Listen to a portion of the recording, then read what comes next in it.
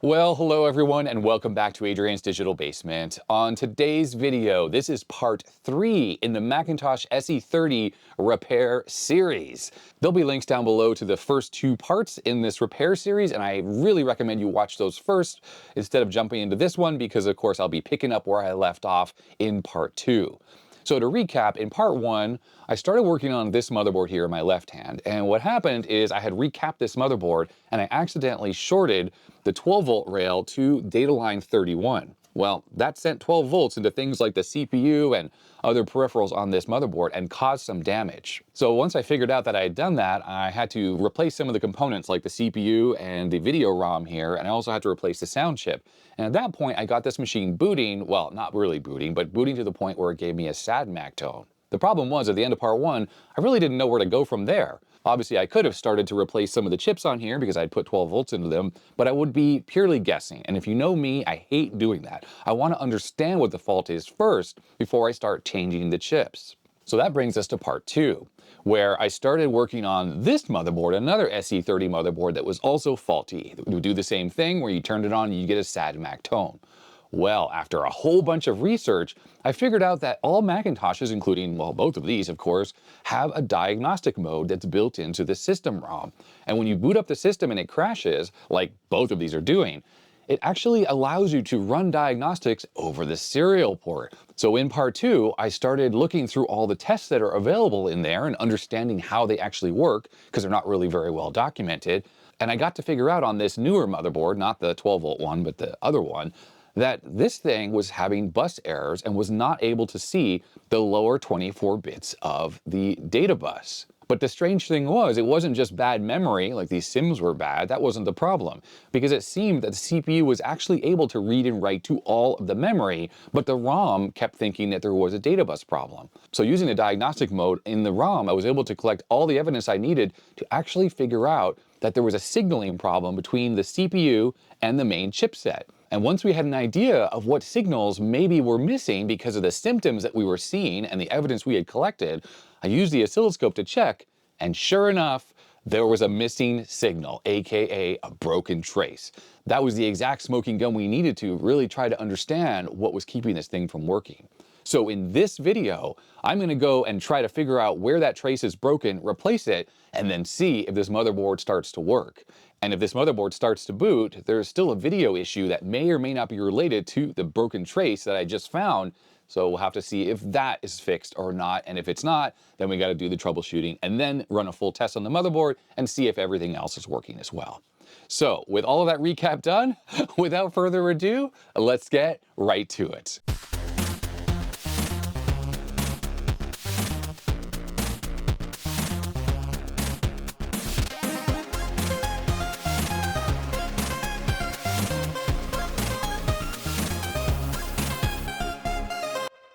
So pin 70 is size 1. Remember, size 1 was the one that was only active when I hit reset, and size 0 was the one that was sort of active all the time.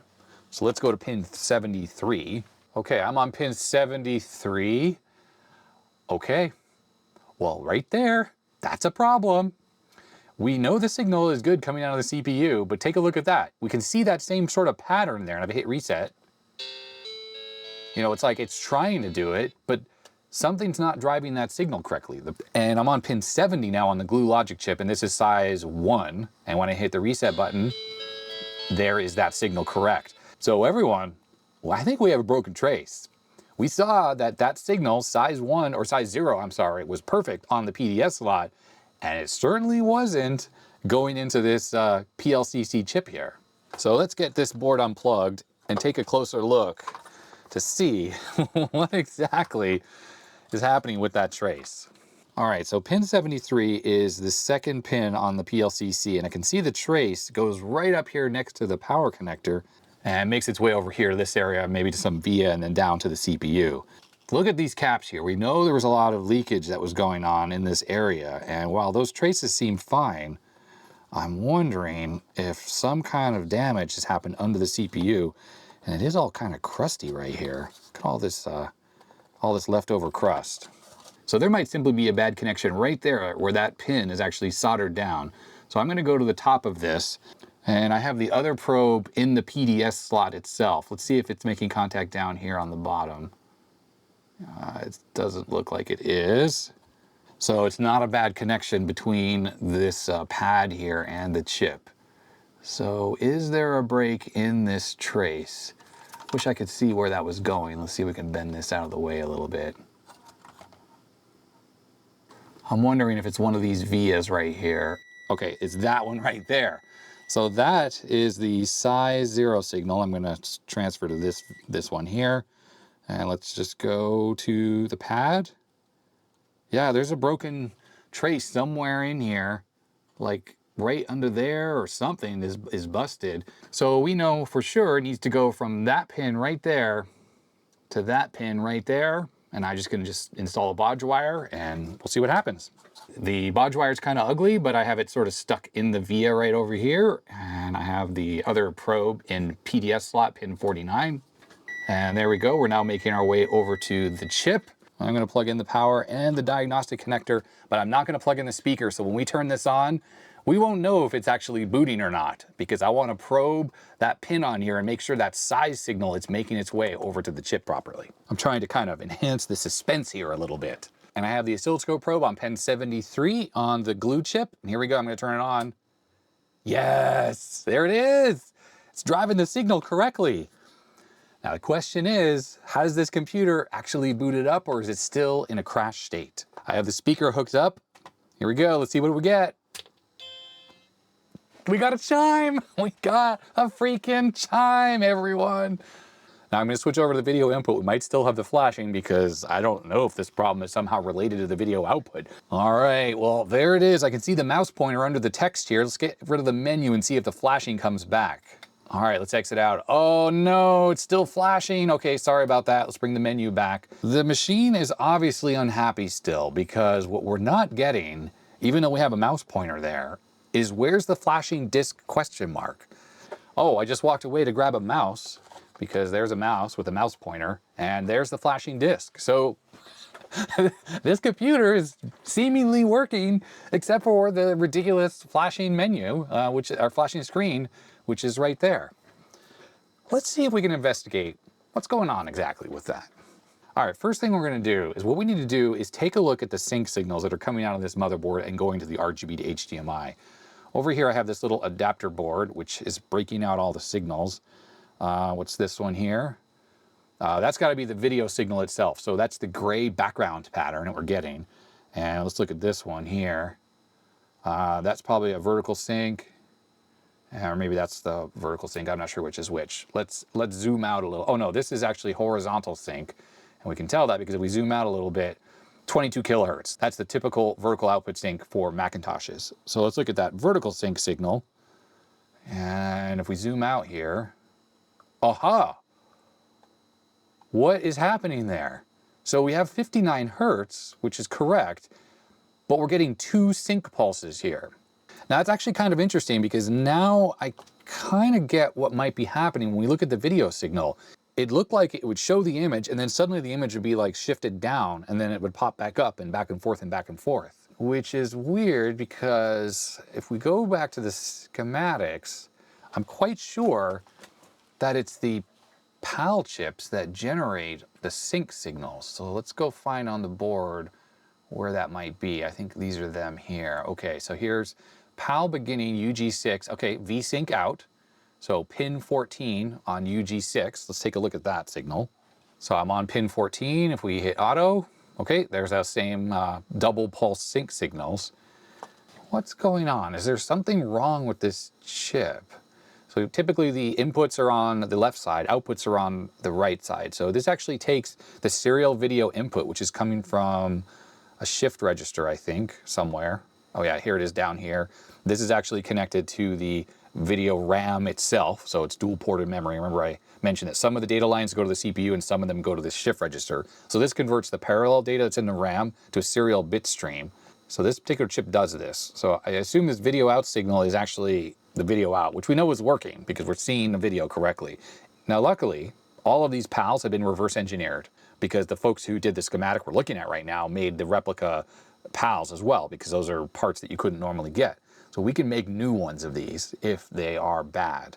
Now the binary counter here, it's generating these addresses that are looping through. It's funny because the video looks perfect except for that weird double sync pulse. Where could that be coming from? What's this PD7 signal? Where does that come from? Comes from something on page 8. This must be on the processor direct slot, maybe an extra input. So I don't think that's relevant. This is going to be a 16 megahertz clock. There's no way that this registered PAL would work properly if that clock were missing, so we wouldn't even have any video output at all. And then video time, what does that do? So that goes into that PAL, and let's see where that is coming from. Vid time, it's an input over here to this chip, which generates the horizontal sync, which we know is working perfectly. So I don't think it's that again. I honestly don't really see anything that could be causing this other than this LS393. It seems like there really aren't any inputs into this chip except for that and the clock, which is obviously fine, and this processor direct signal, which it's not going to be there, and the serial video. And the serial video is fine because we're seeing the video. It's just got to be this. But what if it's also a bad connection? So I think what we need to do is just look at all these signals here, and with the binary counter, as it counts up, and this is going to have a clock signal right here, the CK signal, which comes from somewhere else. It comes from this 2-line signal, actually. So that's driving the counter. Okay. So let's check this pin 12 here on UG7 first to see what it looks like. All right, I'm on pin 12 for UG7, and we're getting a very busy signal here. All right, 11 kilohertz, and it looks fine. It looks like it's about half of the signal that is the horizontal sync signal, which is at pin 13. So if I go to pin 13 on the same chip, we should be seeing the 22 kilohertz. If we zoom in a little bit, yeah, 22 kilohertz. So there's nothing to indicate that that signal is bad, at least on that pin on it. Let's check the input here to this chip, pin 1 on UF8A. All right, so that little chip is in the area where the battery leakage is, and there it is, looks absolutely fine. So this is the input here to UF8A. Let's check this clock input here on pin 13 on the same chip. All right, this is that other clock signal. Should it be doing that? Should it be doing this? That looks suspicious. Now, unfortunately, there's really no way for me to know for sure without going to another machine. But it's weird that there's that extra clock signal there that's obviously, look how it's close together there. Doesn't that seem very similar to the very close together double 60 hertz signal that we're seeing on the vertical sync? It sure does to me. Now that clock signal we're looking at was actually generated by this line 6, which does feed itself into UG6, which is what's generating the vertical sync signal. And I don't think from a binary counter perspective, we necessarily should be seeing that. It does come out of the PAL chip itself. So there's a little bit of like a feedback loop happening here. I think all I can really do at this point is grab a working motherboard and let's take a look at those exact signals on that one just to see what it looks like. And worst case is I can swap the PAL chip very easily between the motherboards, but I'm not so sure it's going to be the PAL chip as the problem here. Okay, I'm going to plug in the motherboard from the last video, the one with the 12 volts, and I haven't done any troubleshooting on this. Like I haven't tested the diagnostic mode on this yet to see what errors it's getting, and I'm not going to. Let's just use this to check the signals on this chip right here because we know this has a working video stage without that double sync problem. So this is UG6 right here. This is the chip that generates the vertical sync signal, and we're going to look to see if it has the double sync signal. Okay, we're not getting the double sync pulse, we're just getting a single pulse. That's what we should be seeing, right? And it was the clock input here on pin 13, which is the same as pin 5, that we were seeing that extra double pulse in the counting that was happening. Let's take a look at that. All right, there it is. And we zoom out a little bit. Well, there it is. I think these are the 60 hertz pulses that are generating the vertical sync. And we're not seeing the double pulse here in this signal. And what we're looking at here is this pin 6, this output, which feeds both the clock to this lower section and also this pin into the PAL chip there. So the only other thing we need to look at is this pin 15, which I forgot to look at on the other motherboard. We'll look at that in a second here. This seems to reset these counters here. So let's take a look at pin 15. And when we look at it, there it is, 60 Hertz. That looks correct. Let's go back to the other motherboard. Okay, we're back on the motherboard under test, and the reset signal is pulsing twice. So I kind of think, because that is an output signal from the PAL here, which resets this counter here, that I think maybe the problem is the PAL chip. Interesting. I was about to say, I was thinking what maybe we could do is lift that pin, the reset pin, that's pin 15 on here, just pull it out of the socket, take a look at what that looks like on the output. I don't know. All right, this one with the dot on it is the one from the other motherboard. Let's put this one in. And let's see if we still see the same problem. All right, I am on the VSync output. Nope, that's not the VSync output. That's this pin right there. There's the VSync output. Wow, we're getting nothing? What did I do? That's weird. Why is there nothing happening now? Well, I didn't bend any of the pins or anything. Ah, these have different part numbers. The one on this motherboard is 3410747, and the one I took out of the other board is 3410635A. So they're different. So maybe it's just not compatible due to some small changes on the board or something. Okay, I'm just gonna use a gal to make up a new one of these. Yeah, in case you're wondering, that's the chip, and it's the same exact one I removed out of the other motherboard. So I didn't mix them up or anything like that. I guess there's just two versions of these chips. Looks like all of these have 600 numbers, and all of these are 700 numbers. So I guess they've swapped things around or changed things. I'm not sure if there's any actual difference on the motherboard or not, but curious, I suppose. So I'm gonna do what I said I was gonna do. I'm gonna lift that pin out. That's the reset pin that goes back to the binary counter. Let's see what that does. All right, so when we turn this on now, okay, I'm not really seeing anything, but how about on the sync output pin? Okay, we're not getting anything either. And looking at the video output, looks kind of weird, doesn't it? Let's turn this off and on. The machine is obviously initializing the video, but without that pin in the socket, well, the image is not rolling anymore. Now remember, this chip is responsible for displaying the video on the screen. Like, the serial data makes its way through this. So I think it's very unhappy not working with that pin lifted out of there. So I'm just gonna put this chip back in with all the pins in place, like so, and see what happens here. Okay, we're back to what we had before with the flashing, and bring up the menu, but it's working now. We have working video. So obviously that reset pin is needed for the operation of that chip, but then we're having the problem where we're getting that weird double pulse. But is it coming from the counter chip, or is it coming from this chip? They kind of all play into each other, right, with that feedback loop. Now what I didn't do is check to make sure there's continuity between all of these pins here, these V address pins going to everything. And there's also this extra one that goes off to somewhere else. Where's that? A different page entirely. Okay, forget it. Let's just look at these ones. Make sure there's no issues, because there is battery leakage goo in that area as well.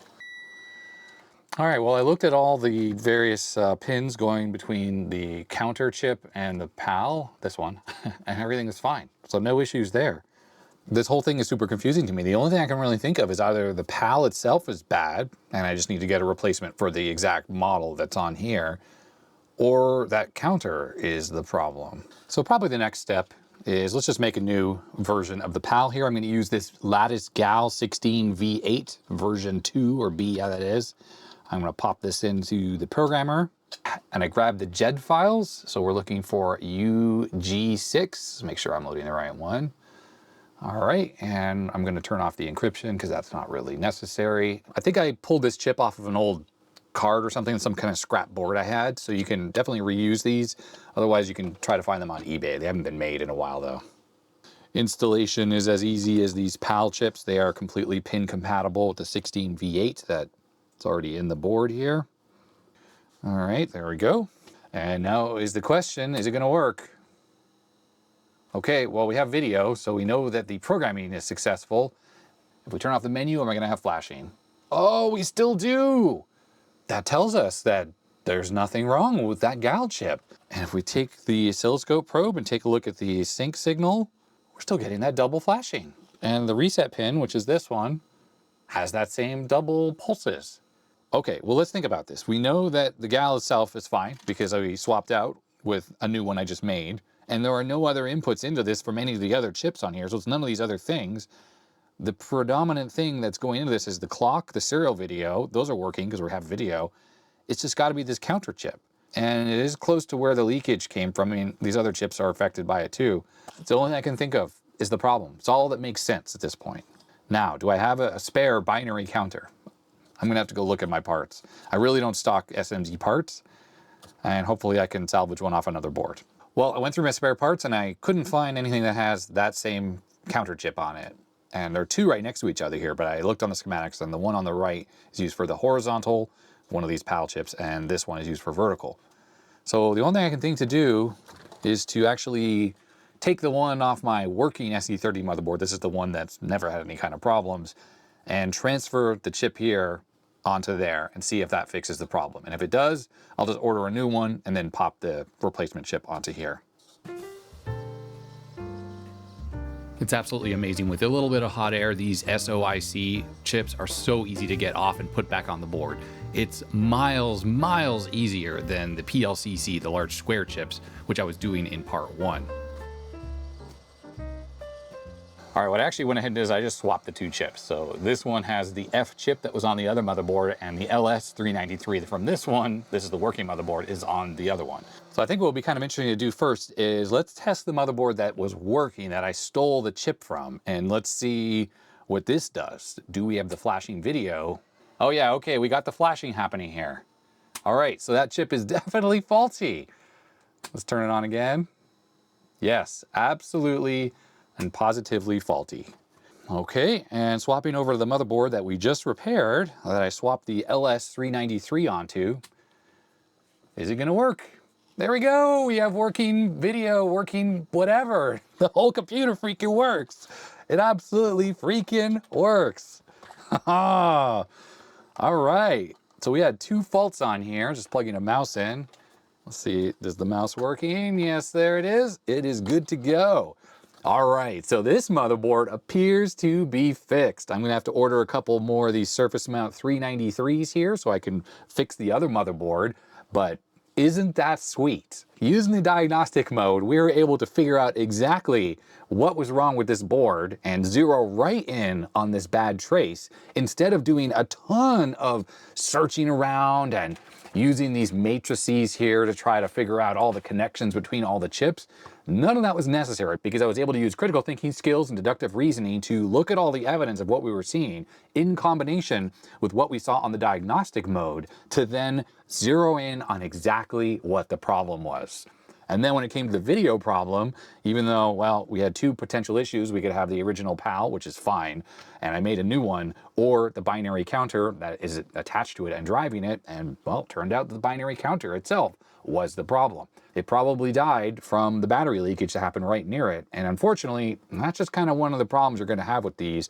And even though this thing might have worked, or the other motherboard might work for a while, that damage that's slowly trying to work its way into those chips might make them fail at some point in the future when they otherwise wouldn't have failed. So I think what I need to do is let's take this GAL chip out of here and we'll go back to the original PAL chip that is not bad in this. And then let's get this all hooked back up again, because what we didn't do is, well, take a look at what the diagnostics do on a machine that is working. Because I want to show you how to get into diagnostic mode, at least on SE30, that is booting normally and giving you the happy chime as opposed to the sad Mac chime. All right, so when we turn on this computer now, we're going to hear the happy Mac chime. There it is. Okay, it's all good. And if I hit the interrupt button, we get the sad Mac chime. Now, let's see if I can type anything and communicate with the computer. So *A, yes, there we go. We are in the diagnostic mode right now. So let's look at the response that we got. Oops, I typed it wrong. So there's the response, and remember, it's FF12, and anytime you hit the interrupt button to go into diagnostic mode, at least on the SE30, you end up with FF12 as the response code. So let's reset all this stuff, and what we'll do here is we'll test the first 64K of RAM, which is what we did before, and it was giving us the failure. So we're gonna paste this in. That runs very quickly, and we look at the response, and there we go. As I mentioned, it's all zeros when the RAM is testing correctly. Next, let's try running this size memory thing, because this is what was telling us that we had 1 megabyte of RAM before, as opposed to the 4 megabytes we actually have on. So we're going to paste that in and take a look at the response. And there we go. Now it shows we have 4 megabytes. This digit right here was a 1 before when it was having a problem. We can try running the data bus test right here. And what we need to do first is we're just going to clear out the code with the *4, and then let's paste this in here. And this is the data bus test on that first address of memory. And we look at the response code, and there we go. It is all zeros. Remember, we were getting Fs before, and well, that is not a problem now. And I wanted to demonstrate, by the way, that these non-critical tests don't seem to work. So let's try running one of these using this string right here. This is the example string that was in the original document. And when we paste this in, notice here, it just types it all out. And that happens whenever the diagnostic ROM doesn't like a character you're pushing, it will just echo it to screen. If it's accepting the string you're sending, you don't actually see it until you've entered the entire command, and then it will give you back like a *T or a *0 or a *4, as you see up above. But now we don't have flashing video. What I want to demonstrate is, let me show you this little video RAM test here that I showed earlier, and I'm going to paste this in here. And there it is. That's what it looks like. So that little piece of assembly language program, once you execute it, it starts writing to the video memory, and it does this little animation here. And if you see anything other than this, then you know you have a problem in your video circuitry on your machine. You can do the regular RAM test against the video RAM itself. And remember, there's only 8 bits of video RAM, but obviously there's 4 bits and 4 bits depending on which chip you have. And you can look up the bad bits on the schematic to see which chip it is if you just want to take out the appropriate bad chip. But this is a great test right here, and even if your machine is not really working very well, you can pretty much validate that the video generation circuitry works if you just run that little program that I have there in the examples, and you get this. Thanks again to Dave Giller for writing this up for me, and you know what? People can get creative and write up other types of tests to do this exact thing. The one caveat here is you need the main memory to be working, because we got to store this program in the main memory. But you saw earlier on this motherboard, when the size signal was missing, we can still run this program from main memory, even though seemingly the computer would crash due to those data bus errors because of that missing signal on the main chipset here. So what I'm going to do next is I'm going to try to boot this thing with the blue SCSI connected. Thanks very much, Joe from Joe's Computer Museum, for saying that in. And I have a floppy drive hooked up as well, which I just need to kind of lay off on the side here. Mouse is connected. Let's see if this computer is able to actually boot and run an operating system. All right, so what's kind of interesting here is it doesn't seem to be getting to the SCSI prompt. We saw that earlier. Now this has me wondering now if there are more issues with this machine, perhaps the glue logic chip here talking to the SCSI controller or the disk controller. The glue logic chip on this machine has lots of different functions, but one of them is like a PLA type thing, where it actually is what's selecting the various peripheral chips on here. And if there's a problem with the ROM talking to, say, the SCSI controller or the disk controller, it's quite possible it may hang this way when you first boot up the machine. Let's try resetting here and see if that makes any difference at all. We saw once before that this computer does actually give us the flashing question mark, or it did one time. And maybe there's just a bad connection here on one of the select lines that goes there. And the ROM maybe has a very long timeout before it gives up. There we go. I'm bending the motherboard here, and it is not actually loading anything from the SCSI drive that is connected. Let's try plugging a disk in here, see if it tries to boot it at least. Okay, yes, it is trying to read the disk. This is an Amiga disk, so it's going to fail. Let's get a Mac boot disk. I don't know for sure if I have a disk that will boot this system, but here's system 7.1, so I think this will work. I think this drive has a bad eject gear, so I have to manually eject it. Let's see if it actually boots the system. Hey, it is booting, and the disk stopped spinning. And I have a feeling what's happening right now is that the OS is trying to scan the SCSI bus. And I think our problem on this motherboard that still is here is with the SCSI controller. Non-functional SCSI controller. Let's see if we can start to diagnose what's going on here. Let's look at the lay of the land here. We have the floppy drive controller, or the Super WAS Integrated Machine, or SWIM. We have the SCSI controller right here, this NCR53C80, and then we have the serial controller IC. I think it works in conjunction with these two chips. Now, obviously the serial port's working because we've been running the diagnostics off this port right here, which I think makes their way through this. And we know the floppy controller is working because we were able to boot the system with the System 7.1 disk plugged into the floppy connector right here. but definitely we're having an issue with the SCSI controller. Well, obviously one of the issues is we have 3 capacitors right here, right in proximity to that chip, which means could have a bad connection. We could have a bad chip. Maybe some of the cap juice made their way into the IC and killed it, or we could just simply have a bad trace somewhere. I'm definitely bummed out that those non-critical diagnostic tests that we saw in that original document don't seem to work, at least on the SE30, because it would be great to run that SCSI test and just see, well, what it said, if anything useful at all. But let's take a look at the schematics and see what we can see for the SCSI controller. I think this is it right here. Yep, that's the SCSI controller.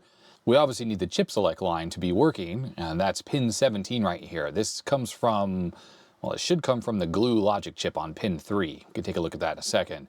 When the ROM or any other routine that's accessing the SCSI controller tries to talk to the SCSI controller IC itself, the SCSI controller sits somewhere in the memory map of the computer. And it's the responsibility of the glue logic chip to select that chip whenever someone hits the addresses that correspond to the SCSI controller. If this pin 17 weren't making its way to the SCSI chip, then there's no way it would ever work, because like any chip select signal, that signal is the one that tells the chip, hey, someone is talking to you right now, so listen up on the data bus. We can also see that there are the 8 data lines that go to this chip. It's an 8-bit peripheral, and there are also 3 address lines. Those have to be working right. And then there's a read and a write signal line as well. And this tells the SCSI chip in conjunction with the chip select line whether something is reading from the chip or it's writing to the chip. Anytime the chip is being read from, what it should do is output some kind of information on the data bus. And anytime it's being written to, it tells the chip, hey, listen to what's on the data bus right now, well, and the address bus probably, and we're going to put some data into you, like a command or a register or something like that. There's also a reset signal that comes into this, and this has to be connected as well. That resets the chip on power up. And then we have a few extra signals here that I don't know if those actually come from the glue chip or somewhere else. 3, 4, SCSI DAX and SCSI DRQ, data request or something. And then there's this PU signal here, which well, seems to come from 3, 4, 7, and 8, and SCSI IRQ, which comes from page 4. So the signal that enables the SCSI controller should be coming out of this somewhere, and there it is. It's on pin 24, and it goes to page 6, which is the SCSI controller. It's my assumption that the read and write signals also come from the glue chip. Yep, they're on page 3, so we can assume that they do. And my assumption is these 2 signals, SCSI DRQ and SCSI DAC, also come from the glue chip. And let's look at what's on pin 4, or page 4 that is. Looks like the SCSI DRQ signal makes its way into one of the VIA chips as well, and there's also a SCSI IRQ signal that comes from the SCSI controller chip itself and goes into the VIA. That must be the way things can tell the SCSI controller has an interrupt, it's ready for servicing, something like that. There are also signals that come out of the SCSI controller that go towards the SCSI connector on the back of the computer, and the internal one as well. The thing is, I don't think it matters necessarily for this troubleshooting exercise whether these are connected or not. Obviously, if there were breaks in these signals, that would prevent the hard drive from working, but the fact that the computer kind of hangs for such a long time when the system is first powered on implies that the ROM is trying to communicate with the SCSI controller and it can't. If any of these signals that come out of the SCSI controller were disconnected, that would be the same as trying to boot your Macintosh with a hard drive disconnected. Yeah, it sort of sits there for a few seconds and tries to scan for a SCSI device, but it doesn't sit there for a long time or freeze while you're booting up off a floppy disk while it's trying to talk probably to the SCSI chip. So I think the first thing we should do is we should take a look at these signals that come into the SCSI chip here. We should look at pin 17, which is the chip select, and we should look at the read and the write pins, which are 19 and 18. And let's see if all of these signals show activity when you first turn on the computer and it's trying to access the SCSI controller. If any of these signals are broken, there's no way this is going to work, so this is probably our first step. And then we should probably also check that the reset line is also making its way to the chip. Now, when it comes to the pinout of these PLCC chips, it's really nice on this schematic because they have a little diagram here with the dot showing that pin 1 is here, and it gives you some numbering of how the chip is on the board. And that's really helpful because on these boards, there's a dot to tell you where pin 1 is, but it doesn't have any other numbers on here. And unless you're really good at counting, well, it's really helpful to have that little pictorial diagram. All right, let's start with pin 17, a chip select line, and pin 17 is right here in the bottom corner. All right, so if I hit reset, I'm on pin 17. Oh, we saw a little activity there. Ah, look, and it's solid activity right now. Let's zoom in a little bit. I assume we're gonna see tons of pulses here while the system is trying to get the SCSI chip to do something. Well, it's a good sign. That means this trace is not broken. It's making its way to the chip. And remember, though, I said that it's not going to work without 19 and 18.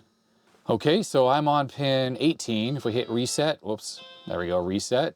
It's doing something. Now, these signals aren't dedicated to the SCSI controller. They go to other things on the board as well. So the fact that there's activity right now is normal. All right, and I'm on pin 19, which so far shows no activity. Oh, I think we have a broken trace. I mean, you could just see when I hit reset, there's a little bit of activity there, but that is not a normal amount of activity. And pin 19 was the read signal. So without the read signal, we're definitely not getting anything at all. So IO read goes to the glue chip, I think. So let's go take a look at the glue chip and find that IO read signal. Maybe these are dedicated actually to the SCSI controller. I assume they would go to other things as well, but not all controller ICs need a separate read and write line, and they just work off the CPU's read and write line. There's a SCSI signal right there. Oh, here it is. IO read and IO write. Okay, so that's the pin we're looking for, pin 66 on the main glue chip. Now, for whatever reason, it doesn't seem like they have included a diagram showing you the pinout for the glue chip, which is frustrating because it's a big chip and it would be very nice to know where pin, 66 is. What we can do is we can look to the Macintosh 2CX motherboard I have here, which has the same exact glue IC, but Apple actually wrote the pin numbers on the board. So taking a look at the picture I just took with the camera of the other motherboard, pin 66 should be over here on this side. So it's this pin right here. I'm trying to put a highlighter mark there. That is pin 66, kind of like right next to the I on the VLSI logo. Okay, I think I'm on that pin. I think that's the right pin. Let's hit reset here and see if that does look like the pin. I'm pretty sure this is pin 66 that I'm on. I'm gonna count one more time just to make sure. Okay, I'm definitely on pin 66 and we're seeing a good signal there and it's not making its way over to the SCSI chip. I just wanna double check on the schematics here that it is pin 66. Where's the IO read? 66, right there. And that's going to the SCSI chip, and I'm just gonna double check one more time that the IO read signal here, pin 19, which is one in from the bottom of the SCSI chip, which is that pin right there, is not working. That means that, yeah, this is definitely not going to work. And when I hit reset, you know, you see a little activity there, it's trying, but yeah, we got a bad connection. Another freaking bad trace. So that means I'm gonna have to probably put another bodge wire on here, but I'm going to first turn this machine off and I'm gonna take a look just to see if I can see evidence of where that's broken, because maybe I can just repair the little bit of a break wherever that is. Well, right off the bat, there's no way I'm gonna be able to tell, because that little scratch there, that's the pin that's bad, and it's going to that second pin there, and you can see that the vias are under the chips here. So that trace is somewhere on the backside, I guess, and I guess, yeah, we got a break on the backside. So on the backside here, this is the power connector right here, and I'm pretty sure the glue chip is right around here, and the SCSI chip is like somewhere over here. So there's probably some kind of traces that, you know, make their way up there and make their way over here. I don't know. So sometimes the easier solution is just to put a bodge wire on the top side, just like I did there. Just have to do it from there to there, and maybe that'll fix it. Okay, the bodge wire is attached. I didn't do a great job. I just want to see if this actually fixes the problem, and then I'm probably going to try to do a better job attaching it a little bit better, plus a little hot glue to hold it down. Okay, first thing I need to do is I'm on pin 19 on the SCSI controller. Let's turn on the power. All right, so we see lots of activity now. That's an improvement. And if we switch over to the view that has the input here, oh, okay, well, let's plug in the blue SCSI and see what happens. Let's see what happens here. Hey, it's freaking working! We're booting the OS. Check that out, everyone. This computer is now freaking fixed. Sweet. Let's try running Speedometer, which is a benchmarking suite for the old Macintoshes. And this is an old version here, but it should work fine on system 6.07. Now, one thing that's cool is it will tell us here if it detects the floating point unit. If the FPU on here weren't working, then it wouldn't show up in here. So we can run through a performance comparison here, and it's compared to the Mac Classic, which is basically like a Mac SE. Classic and SE, same thing exactly. And there we go, the tests are done. And this is what makes the SE30 such a great machine compared to the original SE. Look at the performance improvement. I mean, overall, it's 4 times faster than the original SE, but the CPU is 4.2, and of course the math speed with the math coprocessor is even faster. Not to mention, this machine can have up to 128 megs of RAM on the motherboard. You could theoretically have more with a RAM expansion card plugged into the PDS slot. I don't know if anyone actually ever made one. This happens to be an Ethernet card for the SE30, but I think the memory map on the SE30 allows for 1 gigabyte of RAM, of main DRAM, before you start getting into the other parts of the system, like the ROMs and the IO space and stuff like that. So yeah, a card like this with additional RAM slots on here could actually be freaking possible. Imagine an SE30 with 1 gig of RAM. Completely pointless. Who knows if the system can even support it, but it is actually possible. Anyhow, that's it. I guess this motherboard is now fully working. We know SCSI is working. We know the floppy drive is working. We know the serial ports work. The math coprocessor seems to work. As far as I can tell, everything is working on here. And all we had to do was fix 2 bad traces and replace this binary counter that kept the video from working properly. And what a freaking incredible journey that was. I have never felt so empowered when it comes to repairing Macintoshes, being able to use the newly found diagnostic mode to actually guide me on my path. And you can see with this repair that I did very little guessing of what was actually wrong, and we were able to zero in on exactly what was wrong by using evidence we collected either through the diagnostic ROM or through the process of elimination when it came to the SCSI controller, just looking at the schematics, and then for the video problem, again, looking at the schematics and just trying to analyze how the circuit worked, and we came to the conclusion, well, it was either the PAL chip that was bad, and we know that wasn't it because I made another one, and then it was the binary counter. There was the only 2 possibilities there for the video problems we were having with this board. And with that, this SE30 motherboard is now fully operational. I just need to fix these bodge wires, just glue them down and make them a little more sturdy and resilient. And hopefully this SE30 motherboard works for the foreseeable future until another chip dies from cap damage. Anyways, so yes, I hope you've enjoyed this series. We are not done yet though, because I still have the other motherboard, which happens to be sitting right here on the floor. This is the one that I gave 12 volts to, well, the data line 31.